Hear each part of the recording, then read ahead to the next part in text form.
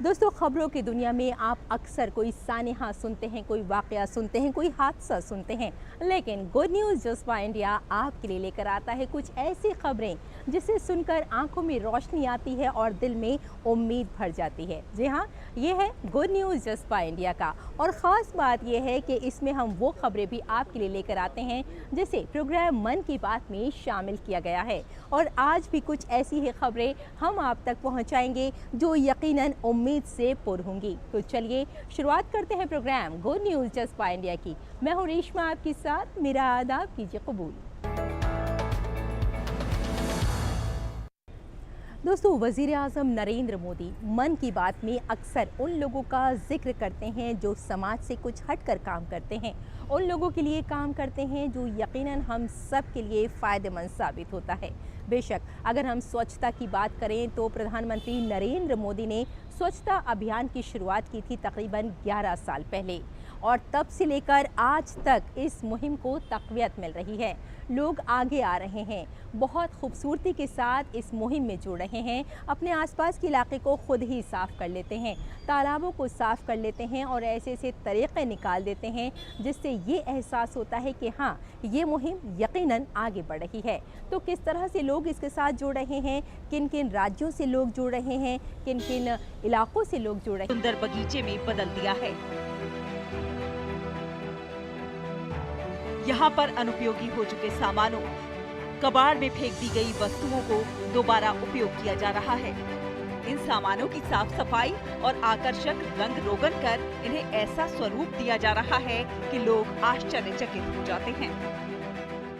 पहला हमारा लक्ष्य था कि कचरा कम करना, तो हमने पूरी कॉलोनी में जो भी लोग हमारे व्हाट्सएप से जुड़े थे उन सबको संदेश दिया कि जो भी आपके यहाँ काम की चीज़ नहीं है वो आप यहाँ खेल मैदान पहुँचाएं। तो चीज़ें आती गई, लोगों के जो भी अनयूज़ की चीज़ें थी वो लोग हमें देते गए और उससे उनसे हम कुछ ना कुछ यूजफुल बनाते गए और ये आज रिजल्ट आपके सामने है।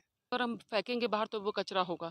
उस कचरे को हम लोगों ने पार्कों में सजावट के लिए यूज़ किया और इसके लिए हमने पूरी टीम को जोड़ दिया। जो जिस टीम मेंबर के पास जितना टाइम होता है, वो यहाँ आके कबाड़ से जुगाड़ में काम करता है। बच्चे भी बहुत सारे आते हैं, बच्चे भी देखते हैं नई-नई चीज़ें। यहाँ पर जो लोग मॉर्निंग वॉक करने आते हैं, वो लोग इतने प्रभावित होते हैं कि वो हमको बाद में मैसेज करते हैं कि पार्क में हम आए थे, बहुत अच्छा लगा। जो मैंने पहले यहाँ पे देखा था कि बिल्कुल ही बंजर था, सुअर गार्डन में सुअर बैठे रहते थे, जगह जगह गंदगी थी और यहाँ पे कोई भी प्रोग्राम होता था तो उसके बाद में इतना प्लास्टिक और इतना ये रहता था। लेकिन जब से फिर ये टीम की विंग्स आई सकारात्मक सोच की, तब से इन लड़कियों ने और सब ने मिलकर इतना अच्छा बना दिया इसको कि आज ये देखने लायक हो गया। पार्क में टूटी फूटी क्रॉकरी के बने पौधों का घेराव, कांच की बोतलों से बना विंड चिप और गाड़ियों के टायर से निर्मित बच्चों की आकर्षक बाइक यहाँ देखी जा सकती है। इतना ही नहीं, यहाँ बैठने के लिए कुर्सियाँ भी कबाड़ से तैयार की गई हैं। लोहे की छड़ से अनेक सुंदर आकृतियाँ तैयार हुई हैं। इसी प्रकार महिलाओं का ये समूह अब तक 11 पार्कों का सौंदर्यीकरण कर चुका है। इनका लक्ष्य करीब 12 और बगीचों का निर्माण करना है। जो हमारे पुराने पत्थर होते हैं उनको यूज़ करके कोई सुंदरता का कोई सामान बना देना।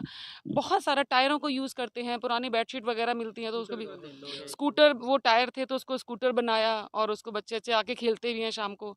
और एक लोहे का जो होता है, कभी किसी को कोई फिगर बना देना बड़ा सा, ये पीछे देख ही रहे हैं आप, इसको ये बनाया हुआ है।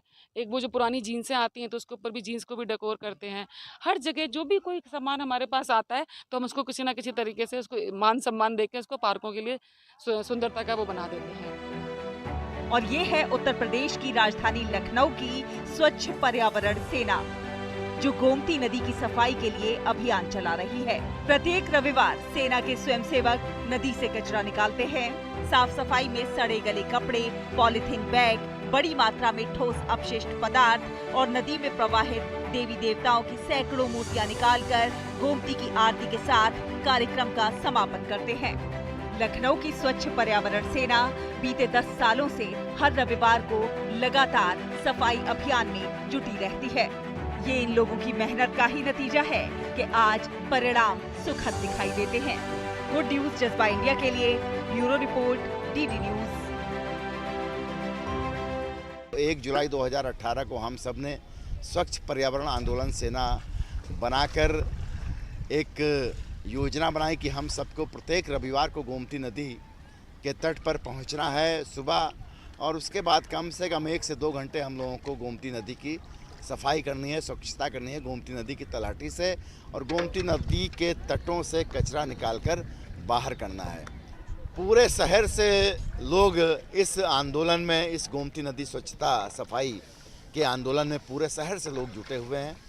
पूरे शहर के लोग इसमें इन्वॉल्व हैं, बच्चे हैं, युवा हैं, महिलाएं हैं, बुजुर्ग हैं, सारे के सारे लोग। और अब तक हमें लगता है कम से कम 1000 से ज़्यादा लोग हमारे इस स्वच्छ पर्यावरण आंदोलन सेना लखनऊ में जुड़ चुके हैं।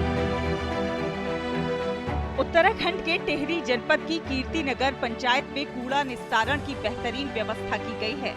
इस व्यवस्था को व्यवस्थित करने में नगर पंचायत को सप्तऋषि एनवायरो सॉल्यूशंस द्वारा सहयोग किया जाता है। लगभग 3000 की आबादी वाली इस पंचायत में साफ सफाई के लिए 27 पर्यावरण मित्र काम कर रहे हैं। नगर पंचायत द्वारा नगर में रहने वाले परिवारों को बाकायदा गीला कूड़ा और सूखे कूड़े के लिए अलग अलग रंग के डस्टबिन उपलब्ध कराए गए हैं। नगर में 2 कूड़ा वाहन हैं, जो सुबह शाम 2-2 चक्कर लगाकर कूड़ा एकत्रित करके कूड़े को निस्तारण केंद्र तक पहुंचाते हैं।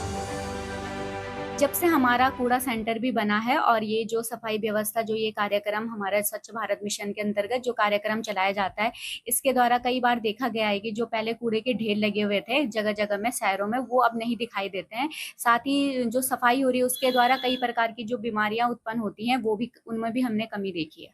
हमारे पास जो है इस टाइम पे 26-27 कर्मचारी हैं, जो कि डोर टू डोर काम भी करते हैं उसमें, और सफाई का काम भी है, जिसमें कि हम कूड़ा कलेक्शन में जैविक अजैविक बाल्टी भी उपलब्ध कराते हैं शहरवासियों को।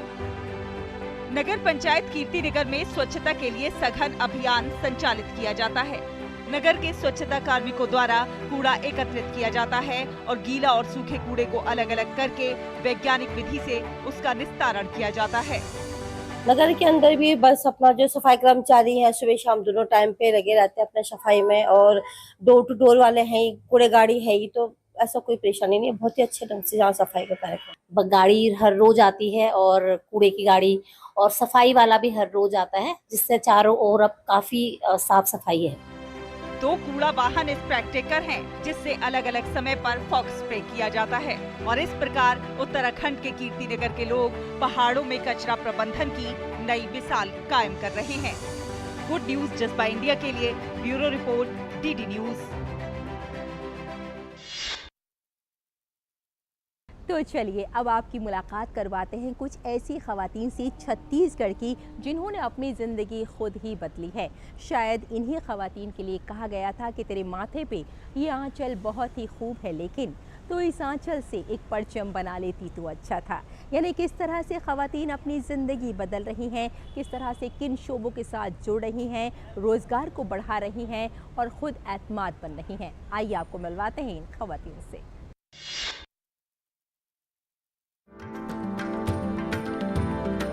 छत्तीसगढ़ के ग्रामीण इलाकों में अब स्वच्छता सिर्फ एक अभियान नहीं, बल्कि आत्मनिर्भरता का जरिया बन रही है। बिलासपुर जिले बिल्हा जनपद पंचायत की डोटकी गांव की महिलाएं वेस्ट मैनेजमेंट की ट्रेनिंग लेकर इस सोच को हकीकत में बदल रही हैं। छत्तीसगढ़ के बिल्हा की महिलाओं को भी प्रधानमंत्री ने सराहा, जिन्होंने कचरा प्रबंधन का प्रशिक्षण लेकर शहर की तस्वीर ही बदल दी। उसको जो सूखा कचरा है उसको ना अलग करते हैं, जैसे कि लेके जाते हैं कचरा वगैरह, उसको वहाँ जाके सूखा कचरा को अलग करते हैं, जैसे कि शीशी है, पन्नी है, उसको पूरा, उसको प्लास्टिक वगैरह है, सबको अलग अलग। इस ट्रेनिंग के जरिए महिलाओं ने न केवल अपने गांव को साफ सुथरा बनाया, बल्कि कचरे को एक संसाधन के रूप में अपनाया। प्लास्टिक, गीला और सूखा कचरा अलग अलग करके उसका सही प्रबंधन कर रही है। अपन 10 समूह मिल के इकट्ठा होके एक स्वस्थ भारत मिशन ग्रामीण में मतलब काम भी करथन हमन, और घर घर जाके कचरा कनेक्शन करथन, जेमा हर घर में डब्बा दिए, वहाँ पर हमन कनेक्शन करके वहाँ से लेके मन अलग अलग सूखा कचरा, गीला कचरा लेके अलग अलग करते हैं।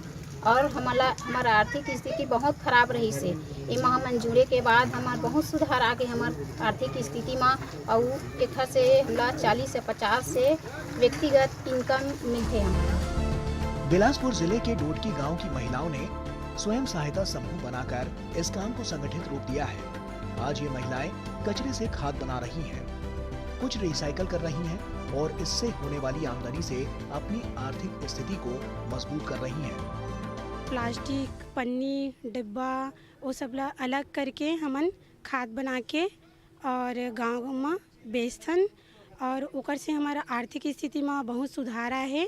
पहले तो हमन मतलब बहुत गरीब रहे, ओकर से समूह में जुड़ के हमन ला बहुत ही इनकम मिली से जेमा हमन आज आगे बढ़े हैं। इस पहल से साफ सफाई बढ़ी है, गांव की तस्वीर बदली है और सबसे बड़ी बात, महिलाओं का आत्मविश्वास बढ़ा है। ये सिर्फ वेस्ट मैनेजमेंट नहीं, महिला सशक्तिकरण और स्वच्छ भारत का जमीन से जुड़ा उदाहरण है। छत्तीसगढ़ की ये महिलाएं बता रही हैं कि बदलाव की शुरुआत घर से होती है और सफाई के साथ जब हुनर जुड़ जाए तो हर गांव बन सकता है एक नई मिसाल। स्वयं सहायता समूह की चरी महिला अब कचरे की कमाई का हुनर सीख चुकी हैं। यह पहल न केवल स्वच्छता की मिसाल है बल्कि महिला सशक्तिकरण का एक प्रेरक कहानी भी है। Somesh Patel, DD news, Chhattisgarh. और चलिए यहाँ रुकते हैं एक छोटे से ब्रेक के लिए, जल्द हाजिर होते हैं। आप देखते रहिए गुड न्यूज जज्बा इंडिया का। दिन भर की भाग दौड़ में जब छूट जाएं जरूरी खबरें, जब आप हो जल्दी में और जाननी हो हर खबर, जब फटाफट अंदाज में देखनी हो आपको तेज खबर, जब केवल आधे घंटे में जानना हो देश दुनिया का हाल, तब देखिए खबरों का हाई स्पीड शो एक्सप्रेस 100।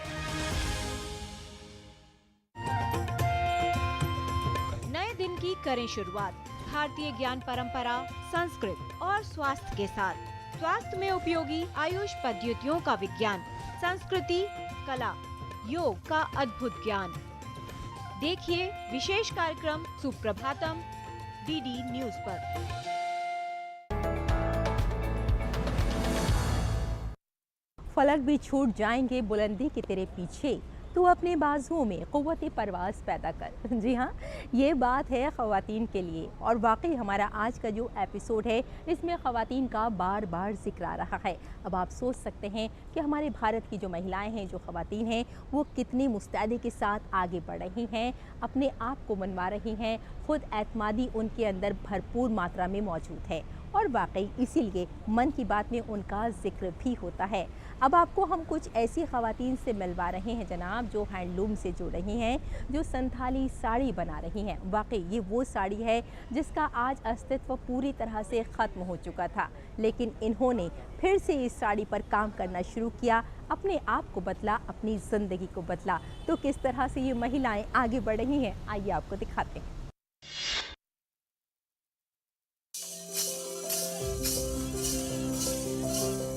प्रधानमंत्री नरेंद्र मोदी ने मन की बात कार्यक्रम में ओडिशा के क्योंझर जिले की महिलाओं के समूह की प्रशंसा की, जिन्होंने पर्यावरणीय जागरूकता के लिए एक अभिनव तरीका अपनाया है। राधा कृष्ण संकीर्तन मंडली नाम का ये समूह प्रमिला प्रधान के नेतृत्व में कीर्तन और भजन जैसे पारंपरिक भक्ति संगीत का उपयोग करके वनाग्नि के खतरों के प्रति लोगों को जागरूक कर रहा है। भारत की विविधता की सबसे सुंदर झलक हमारे लोकगीतों और परंपराओं में मिलती है। लेकिन क्या कभी आपने सुना है कि कीर्तन के माध्यम से लोगों को जंगल की आग के बारे में जागरूक किया जा रहा हो? लेकिन ओडिशा के क्योंझर में ये प्रेरणादायी काम हो रहा है। ये महिला समूह गांव-गांव जाकर पारंपरिक भजनों को नए शब्दों के साथ प्रस्तुत करता है, जिनमें अब जंगल संरक्षण और वनाग्नियों के दुष्प्रभावों के संदेश होते हैं। इन गीतों के माध्यम से ग्रामीणों को अपने प्राकृतिक परिवेश की रक्षा के महत्व को समझाया जाता है, जिसमें भक्ति और सामाजिक जिम्मेदारी का संगम है। अपने मन की बात कार्यक्रम में प्रधानमंत्री ने ओडिशा की एक और उल्लेखनीय पहल की भी सराहना की। जी हां, मयूरभंज जिले की 650 से अधिक वनवासी महिलाओं द्वारा पारंपरिक संथाली साड़ी का पुनरुद्धार। कभी विलुप्ति के कगार पर खड़ी इस पारंपरिक साड़ी को इन महिलाओं ने न केवल पुनर्जीवित किया है, बल्कि इसके माध्यम से वे आत्मनिर्भरता की एक नई गाथा गढ़ रही हैं। ये महिलाएं केवल कपड़े नहीं बना रही हैं, बल्कि वे अपनी पहचान को नए आयाम दे रही हैं। गुड न्यूज जज्बा इंडिया के लिए ओडिशा से ब्यूरो रिपोर्ट, डीडी न्यूज।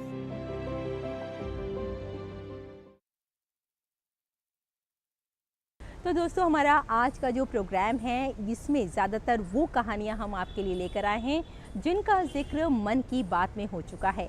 और वाकई जब वज़ीर-ए-आज़म नरेंद्र मोदी मन की बात में उन लोगों का जिक्र करते हैं जो बहुत छोटी सतह से ऊपर उठते हैं, अपने आप को मनवाते हैं, तो यकीन मानिए उनके अंदर जो हिम्मत और हौसला बढ़ता है वो कमाल का होता है। और उन्हें देखकर दूसरे लोग भी आगे आते हैं, कई सारे शोबों से जुड़ जाते हैं। आज हम आपकी मुलाकात करवा रहे हैं बुनकर नवीन कुमार से। नवीन कुमार वो बुनकर हैं जिन्होंने अपनी ज़िंदगी बदल दी है और इन्हें देख कर दूसरे लोग भी अपनी ज़िंदगियों में बदलाव ला रहे हैं। तो किस तरह से इन्होंने लोगों को रोज़गार दिया है, किस तरह से आगे बढ़े हैं, आइए जान लेते हैं।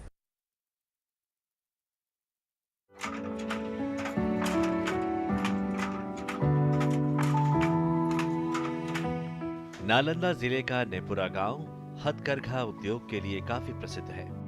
यहाँ के 52 बूटी से निर्मित साड़ियाँ, पर्दा, चादर एवं शॉल की मांग देश ही नहीं विदेशों में भी हो रही है। नालंदा के नेपुरा गांव के नवीन कुमार ने हस्तकरघा के क्षेत्र में काफी लोकप्रियता हासिल की है। प्रधानमंत्री ने मन की बात के 124वें एपिसोड में नवीन कुमार के प्रयासों को सराहा। नवीन खुश हैं कि आने वाले दिनों में नेपुरा गांव के बुनकर उद्योग को बढ़ावा मिलेगा और बड़ी संख्या में लोग इससे जुड़ेंगे, जिससे रोजगार के अवसर भी बढ़ेंगे। नेपुरा गांव को नई पहचान मिलेगी, वहीं युवाओं को भी हस्तकरघा शिल्प की ओर आकर्षित करने में मदद मिलेगी। हम बहुत पुश्तैनी हैं और वहाँ के लोग भी, बुनकर लोग भी सब पुराने ही हैं, उनके दादा परदादा से चलते आ रहे हैं। और वहाँ पे सिल्क का कपड़ा बनता है, हैंडलूम पे शर्टिंग बनता है, साड़ियाँ बनती है। वहाँ पे 52 बूटी सिल्क का साड़ी भी बनता है सर। इससे लगभग 200 लोग जुड़े हुए हैं। 52 बूटी का एक साड़ी बन रहा है सर। और वहाँ पे भारत सरकार वस्त्र मंत्रालय का क्लस्टर भी चल रहा है सर। नेपुरा गांव के सैकड़ों बुनकर हस्तकरघा के क्षेत्र से जुड़कर अपनी आजीविका चला रहे हैं।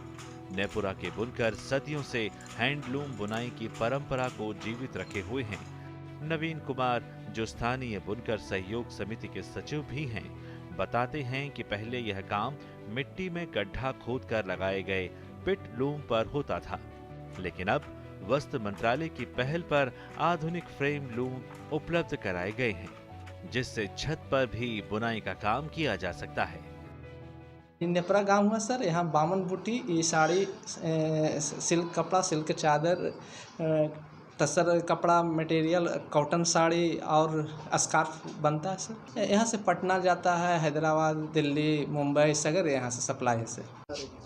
एक कपड़ा बन रहा है, कटिया है, ये अथी बंडी उंडी बनता है, का हाथ से बुनाई होता है, इसीलिए मेहनत वाला काम है। तो 52 बूटी साड़ी सभी बनाते हैं? हाँ, सब बनता है। कहाँ जाता है यहाँ से? यहाँ से सागर जाता है, बाहर विदेश भी जाता है। यहाँ 52 बूटी साड़ी, तसर में, सूती में और तसर कपड़ा, मटका कपड़ा ये सब बनता है। बेडशीट, चादर और स्टॉल बनता है। नवीन के बच्चे हैंडलूम टेक्नोलॉजी की पढ़ाई कर बड़े ब्रांड्स में काम कर रहे हैं। बुनकर कोटे के चलते स्थानीय युवाओं को निफ्ट जैसे प्रतिष्ठित संस्थानों में पढ़ाई का मौका मिल रहा है, जिससे इस परंपरागत कला को नया भविष्य मिल सकता है। गुड न्यूज जज्बा इंडिया के लिए ब्यूरो रिपोर्ट, डीडी न्यूज। अच्छी और खूबसूरत कहानियों का सिलसिला ऐसे ही जारी रहेगा। आप हमारे साथ रहिए और देखते रहिए गुड न्यूज जज्बा इंडिया का। दिन भर की भाग दौड़ में जब छूट जाएं जरूरी खबरें, जब आप हो जल्दी में और जाननी हो हर खबर, जब फटाफट अंदाज में देखनी हो आपको तेज खबर, जब केवल आधे घंटे में जानना हो देश दुनिया का हाल, तब देखिए खबरों का हाई स्पीड शो एक्सप्रेस 100। नए दिन की करें शुरुआत भारतीय ज्ञान परंपरा, संस्कृत और स्वास्थ्य के साथ। स्वास्थ्य में उपयोगी आयुष पद्धतियों का विज्ञान, संस्कृति, कला, योग का अद्भुत ज्ञान। देखिए विशेष कार्यक्रम सुप्रभातम डीडी न्यूज पर।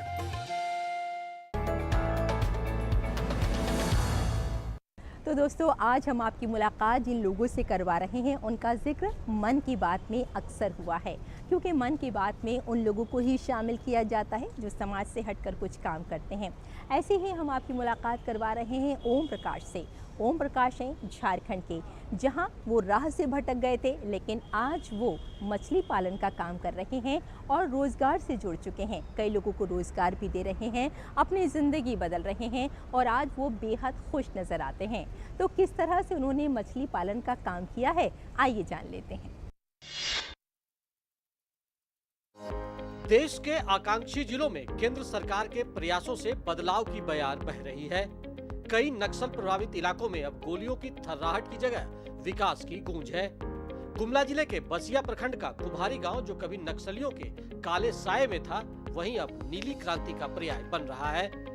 लाल आतंक की राह पर चल चुके ओम प्रकाश साहू अब मुख्य धारा में लौटकर मछली पालन और रोजगार को क्षेत्र में नया आयाम दे रहे हैं। खास तौर पर PLFI रहा, उसका भी सहयोग किए शुरू में, लेकिन देखे कि भाई ये लोग समाज के लिए घून है, घून। अब मछली पालन कर रहे हैं, बढ़िया कमाई कर रहा है, बाल बच्चा भी ठीक से है, पढ़ाई लिखाई भी कर रहा है और शांतिपूर्वक जिंदगी जी रहे हैं। ओम प्रकाश साहू के एक नक्सली से सफल मछली पालक बनने में प्रधानमंत्री मत्स्य संपदा योजना एक बड़ा किरदार बना। ओम प्रकाश साहू की शुरुआत आसान नहीं थी, विरोध हुआ, धमकियां मिली, लेकिन उनका हौसला नहीं टूटा। प्रधानमंत्री ने आज जब मन की बात में इसका जिक्र किया तो उनके हौसले को और नई ताकत मिली है। जब प्रधानमंत्री जी हमारे नाम लिए, हम तो रास्ते में ही थे, पता नहीं था हमको, लेकिन दोस्त लोग फ़ोन करके बोले कि प्रधानमंत्री जी मन की बात में आपकी नाम ले रहे हैं इस काम के लिए, तो मन में बहुत बड़ी खुशी हुई। साथ साथ मेरे जितने दोस्त लोग हैं सबको खुशी हो रही है। ओम प्रकाश की प्रेरणा से इलाके में सैकड़ों लोगों का भी मछली पालन की ओर रुझान बढ़ा है। कभी उग्रवाद के कारण युवा शिक्षिका ज्योति लकड़ा को नौकरी छोड़नी पड़ी थी, उन्हें भी ओम प्रकाश साहू ने नई राह दिखाई है। मत्स्य पालन को अपनाकर उन्होंने अपनी आय बढ़ाई और अब वो उसी की बदौलत अपना स्कूल भी चला रही हैं। केंद्र प्रायोजित योजनाओं से कभी नक्सलियों के गढ़ रहे इलाकों में भी विकास की गति तेज हो गई है। आकांक्षी जिला कार्यक्रमों का भी इसमें खासा असर पड़ा है, जिससे स्थानीय स्तर पर लोगों को रोजगार मिल रहे हैं और वो विभिन्न योजनाओं से जुड़कर विकास की नई गाथा लिख रहे हैं। पीएम की मन की बात से गुमनाम नायकों को राष्ट्रीय फलक पर अलग पहचान मिल रही है। गुमला के ओम प्रकाश साहू ऐसे ही एक कर्मयोगी है जो पहले बंदूक थामे थे और अब मछली का जाल थाम रहे हैं। यह सिर्फ हालात का बदलना नहीं है, बल्कि एक नई सोच की शुरुआत है, जिसे ओम प्रकाश साहू ने हकीकत में बदलकर इलाके में बदलाव की कहानी लिखी है। डीडी न्यूज के लिए नरेश और सौरभ के साथ मैं दिवाकर कुमार।